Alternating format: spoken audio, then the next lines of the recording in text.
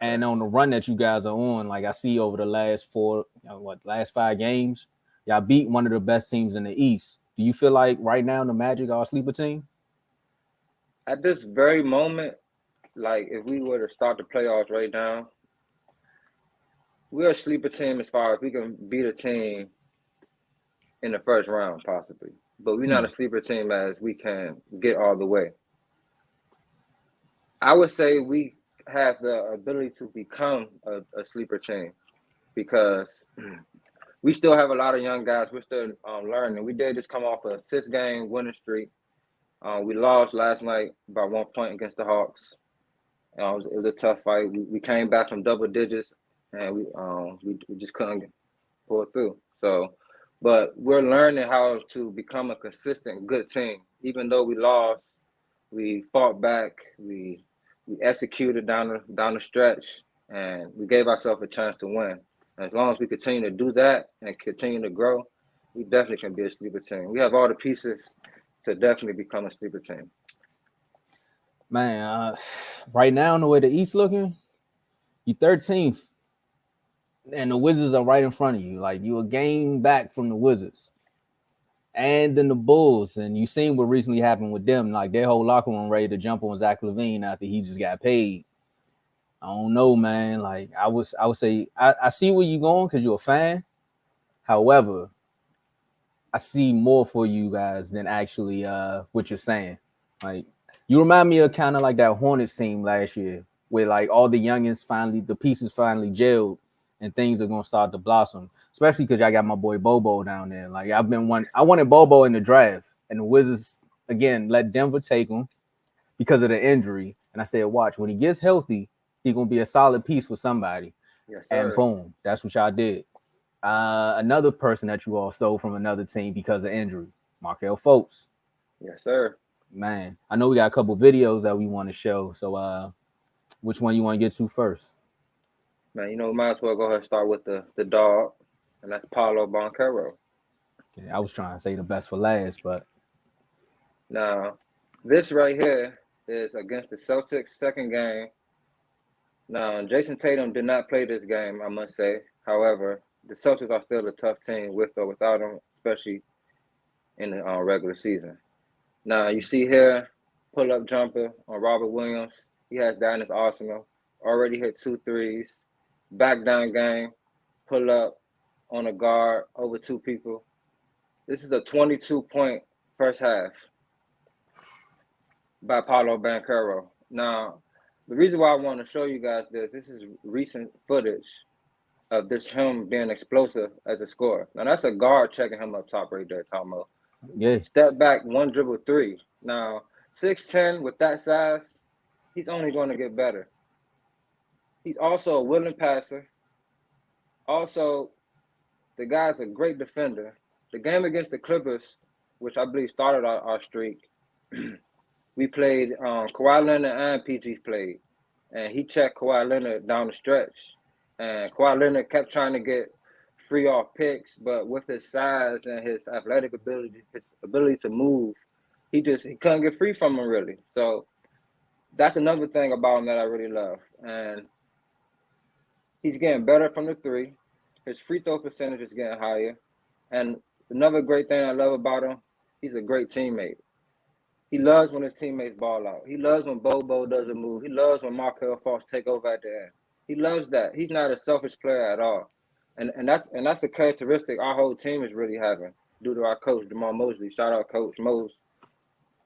man, feels good when you got a young team that can just come together, man. I wish the Wizards could have got that draft pick. They want to make the playoffs. I ain't gonna keep making this about the Wizards though. Well, a few more things. I'm looking at your roster, right? So I see you got Gary Harris, Yes, sir. Jalen Suggs, Mhm. Jonathan Isaac, Mhm. RJ Hampton. That's a nice move, and Franz Wagner. But I know we want to talk more about Pablo, but I don't really like Duke players like that. But we gonna wrap this Pablo up because I got a gripe with him anyway because that game last night I had y'all winning and then I seen that he fouled my man so they could score the I point. know. I know. I know. I Ah, know. That was a costly mistake because yeah, it hurt me too. Trust me. yeah, I'm That would end have up been seven having in a row. man, I'm end up having to call that phone number in a minute. I keep gambling, but as far as him being a rookie right now, I remember the last time you was on the show, we talked about it. We were saying like who's a bigger challenge for him, or who else do we see in the running for rookie of the year? Because right now it looks like he's a clear runaway. But I got to bring it back because we're talking about the Orlando Magic. Like, who do you feel like is a bigger challenge for Apollo right now for rookie of the year? It was Mathurin from the Pacers. He hasn't he's dropped off a bit recently, and it's another guy that I see up and coming who's actually starting, who's actually has the green light, and he's playing better and better. And his fan is in the comments crying, and I'm talking about the Pistons, Jaden Ivey. I think he's a tough player. He had a posted dunk the other night. He plays with a lot of energy. I mean, he's fearless, and he has it all. Really, his jumper can get better, of course, like most rookies that come in that are like raw. But other than that, the guy he has it all. I think he's averaging about 15 points right now, and I believe it might go up to about 17 because he's a very aggressive player. The Pistons don't have a lot of scoring that's like high powered. I would say like guys that can just go for 30. I would say that they have a lot of guys that can average about 15 and things like that. Yeah, I think that like only person is probably Bohan.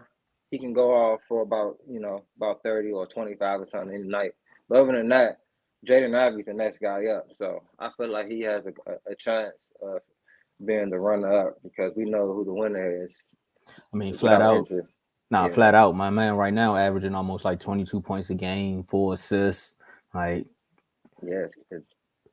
I don't know what to say about it because most times when rookies come into the league, they kind of stumble upon greatness. They stumble their way into it. It looks like he just was ready for the league once he got here. Like first game, what was it? Summer league. He showed off a little bit. Now he's just like, maybe I want to say, I don't know. No. I'm gonna give him his props. The kid's balling. Because with the media and everything, because it's Orlando, right? Sometimes you don't get the just due that you're supposed to get. Right. But it's also weird because when LeBron went to Cleveland, like who wants to talk about Cleveland, right?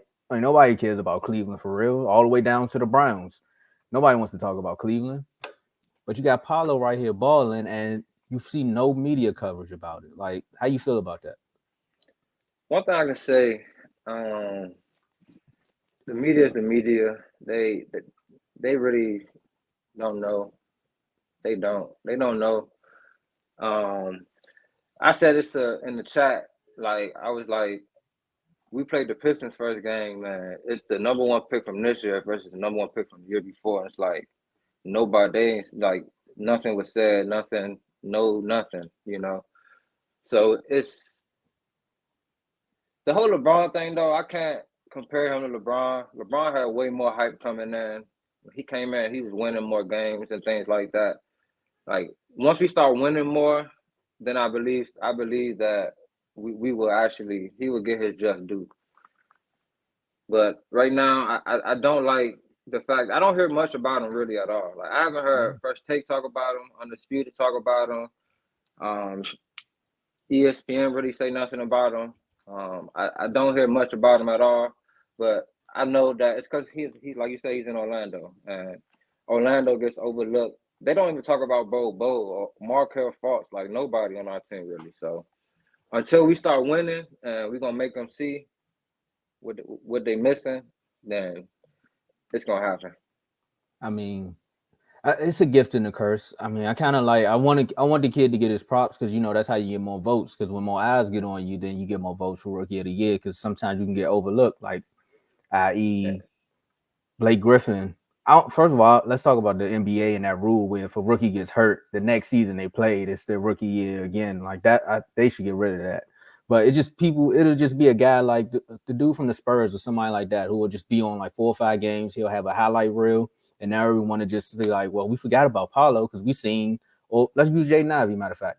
We seen him dunk on somebody. So once the kids get a hold of that, they're like, well, he should be rookie of the year because he dunking on people. Meanwhile, your man in Orlando doing this thing.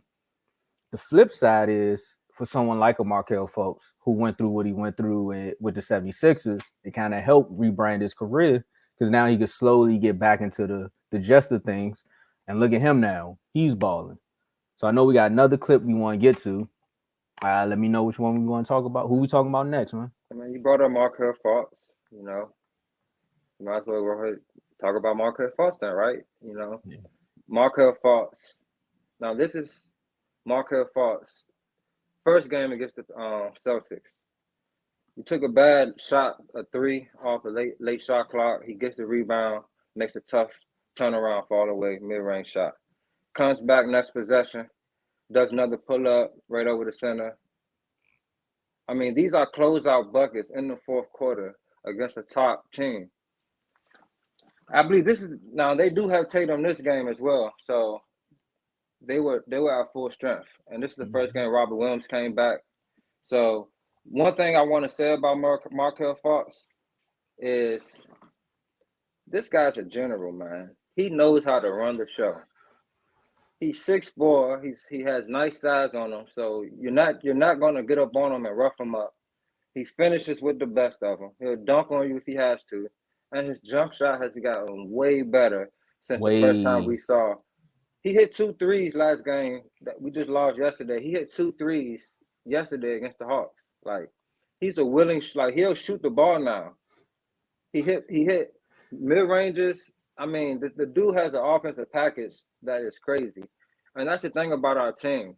We're loaded. We have guys that are willing to take over, guys that want to do it, guys that aren't afraid of the moment. And you just saw that in Markel Fultz. I mean, we've seen it countless times with Paulo, and he has numerous, I think he has 3 30-point games now. Okay. And I think he has about 4 double-doubles now. So he's a baller. But Markel Fultz, along with Cole Anthony coming off the bench as well, those 2 guards right there, I mean, we have firepower. Hold on. Is Cole Anthony my man that tried to dunk in the Timbs? Yeah, that's that's a New York thing, man. That's a New York thing, we did not forget about that, man. That was crazy. He was like, we got the gist of it, but nah, don't do that no more. Leave the Timbs back up in New York. Yeah, man. Yeah, Cole Anthony. That was bad. Oh man. That was real bad. Nah, that was funny. That was the worst dunk contest ever. It just keeps getting worse and worse, man. It just keeps getting worse and worse. Like I don't even know a way they could bring it back at this point. Yeah, I don't even care. I don't even watch it no more. Yeah. I knew it got bad when I was like, I'm here for the 3-point contest. Like that's right. That's what's good now. And the skills challenge. Like nobody even watches that anymore.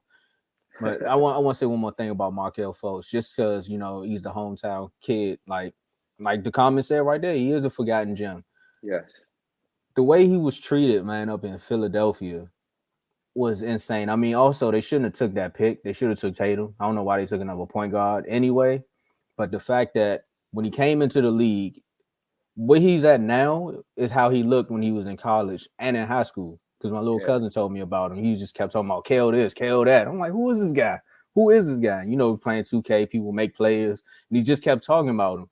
So then when he got to the league and he couldn't shoot, I'm like, what's up with your man? He can't shoot. He's like, nah, bro. They did something. They broke his shot or something because it's crazy. Yeah. So I just want to say, man, shout out to him for getting back and shout out to Orlando for giving him that second chance. And we might have might have one of the best pick and roll situations with him and Paolo now. Yeah, I'm just saying. Definitely. Just saying. So we got one more person. We got one more highlight. Is there somebody else you want to get to? We got 2 more people. Let's talk about Franz Wagner right now. No. That was a bad deal. You know where I'm going with this. Go ahead, man. I seen his potential. He's 6'10", and this guy can finish with the best of them, man. I mean, this is against the Raptors right here. This is the third quarter right here. He's just going to drop off, I believe, a quick 11, 13 points. I mean, he slithers through the lane. He finishes through contact. And the best thing about him is he's 6'10". 6'10", he rebounds and grabs the ball, as you can see, and just go coast to coast with it. Watch this here. In between 2 people, layup, finish. I'm about to cry. I'm about to cry. I'm gonna let y'all enjoy the clip for a second. Oh man, this is crazy. That's So that's he it right bobbled there. it, still finished it. That's it right there. Yep. Nah, he was doing all this right before the Wizards traded him, bro. Like he was one of them players that came off the bench, and you just knew his potential because he came over in that Lakers deal, and I was like, don't trade. Who was it? No, not Franz. It was Mo. It was Mo Wagner. I'm Yeah, thinking about it's his his brother. brother. But yeah, his brother was good too. But nah, Yeah, his brother's a dog too. his brother. I like his brother too. Yeah. He's nice. So yeah, He nah. played That hard. game remind me of each other. That's why I confused the two. My bad. My bad, Wizards Nation. But yeah, nah, their game is kind of the same. Like, and they can shoot. They can shoot. So to have, like you said, 6'10", I think his brother was about maybe 7 foot, maybe. I think his Yeah, brother he's was 7 foot. 7-footer. 7-footer. And can stretch the floor. Your whole Yeah, team at this point. everybody can shoot. Somebody said dog is a strong word, but sometimes you gotta recognize real, man. I don't know who Guys, said that. Pop that back up there. there you go. Oh yeah, he a Michigan State fan, so I understand why he'll say that. Okay, He went to okay. Michigan, so you know he hating. You So gotta good. Michigan or Michigan State, because you know it'll get ugly in the comments. Carr went to Michigan State, but Wagner he went to Michigan. Okay, So yep. that's why he's saying that saying. about. I got you. The know. rivalry is real. Everybody see the clips. Now we might as well go ahead and say I say the best. Now Paulo is the best player, but I say the best clips for last. Here we go. This is the most exciting player we have. This guy here, he has probably the highest ceiling. No, him and Paulo probably neck and neck, I can say. But he has the freakish ceiling. Like his ceiling is ridiculous. And that's Bo. Now, everybody's talking about the rookie coming out. Bo has similar skill as the rookie. 7'2" guy can put the ball on the floor and do everything a guard can do. This is Trae Young checking him. Watch this. Boop pop. Finds an open shooter, knock down. We literally have 4, 5, 6, 10 point guards out there. Look at that. That's your boy easy. That's your boy Mo right there. That was too easy. Look, grabs the board. Rebound. It's time to go coast and coast. Oopsie. Oh nah. Come on, man. Look how hype everybody's getting off that. Look at the energy he brings. Like, it's ridiculous. We have so many different players that can impact the game in so many different ways that it's ridiculous. Our coach preaches positionless basketball. He said all we have to do is dominate the simple things, boxing out, talking on defense. You know, basketball is a game of runs. When we first started the season, we started off 0-5, but every game we played, we either had the lead and lost it, or the other team went up big on us early and we tracked it down, but we couldn't seal the deal at the end. And that's due to us not dominating the simple things. We kept trying to do too much in the beginning. Of course, you know, injury did play a big part. We didn't have none of our guards, and Franz Wagner and Jalen Suggs were forced to play the one for us. And those aren't their natural positions. Jalen Suggs, he's more of a 2 guard that can play the 1. Yep. But so we lost a lot of games really due to that. But now that we have our guards back, we have Bo getting his minutes, getting more reps. We have Paulo out there getting more reps. This thing is about to take off. We're getting guys back. Wendell Carter will be back soon. He's a big piece to what we got going on. So I'm very excited, man. And I feel like in the next couple months, after the All-Star break, we're going to be in a very good position in the East. We're going to be within the play-in, playoff race. So now you see why I said what I said in the beginning about y'all possibly like the sleeper thing. I was like, see, now the roller coaster is there. Because at first you was like, man, look, you was being humble at first. It took the comments to bring it about. You see. Also, another thing, man, with the team is, are y'all the Orlando Durkios? Like everybody got the same hairstyle? Like what's going on down there, man? That's the team chemistry you need, though. Yeah, you know, we got a team for the young guys, man. They really like each other. They really enjoy being around each other. They want to see each other win. We have guys that don't never play, but we had a lot of injuries in the beginning. They was forced into action, and they barred out, and they still getting minutes now because of that. And it's not even hurting the team chemistry or nothing at all because everybody want to see everybody play, everybody want to see everybody ball, and everybody want to win. And that's the chemistry, and it's beautiful, the cohesiveness, and I feel like that's a big reason why we're going to go to where we're going to go. Yeah, I agree with that comment, Olo. Oh, my bad, bro. I'm gonna botch your name, son. So, hey, Olo, that's a great comment right there. It definitely will come I down to agree. coaching, I but agree. right now, Orlando, as a great man once said, everybody eats, B, and that's what's Yes, going sir. on right now. Everybody eating. Yes, sir. We're gonna take a quick